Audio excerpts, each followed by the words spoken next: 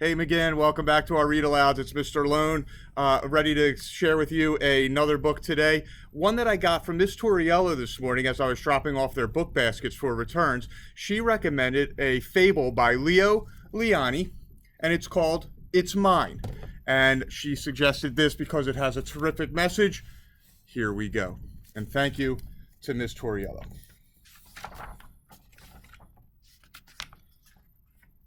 In the middle of a rainbow pond, there was a small island.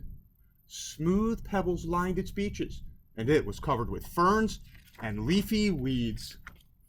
On the island lived three quarrelsome frogs named Milton, Rupert, and Lydia. They quarreled and quibbled from dusk to dawn. "Stay out of the pond," yelled Milton. "The water is mine." "Get off the island," shouted Rupert. "The earth is mine." "The air is mine," screamed Lydia, as she leaped to catch a butterfly. And so it went. One day a large toad appeared before them. "I live on the other side of the island," he said, "but I can hear you shouting, 'It's mine, it's mine, it's mine,' all day long. There is no peace because of your endless bickering.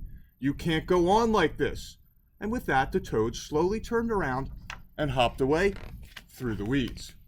No sooner had he left than Milton ran off with a large worm. The others hopped after him. "Worms are for everyone," they cried. But Milton croaked defiantly, "Not this one, it's mine." Suddenly the sky darkened and a rumble of distant thunder circled the island. Rain filled the air and the water turned to mud. The island grew smaller and smaller as it was swallowed up by the rising flood. The frogs were scared. Desperately, they clung to the few slippery stones that still rose above the wild, dark water. But soon these, too, began to disappear. There was only one rock left, and there the frogs huddled, trembling from cold and fright. But they felt better now that they were together, sharing the same fears and hopes.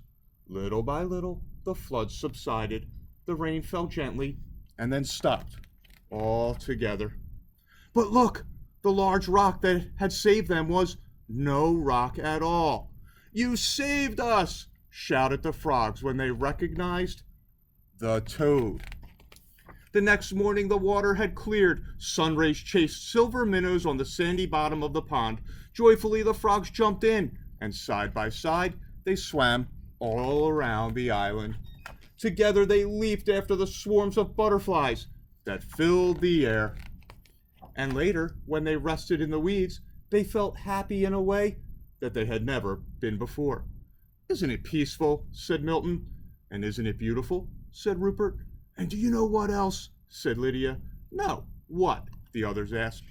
"It's ours." And I love the message of the story that we are sharing the world, sharing the earth, just sharing in general with one another.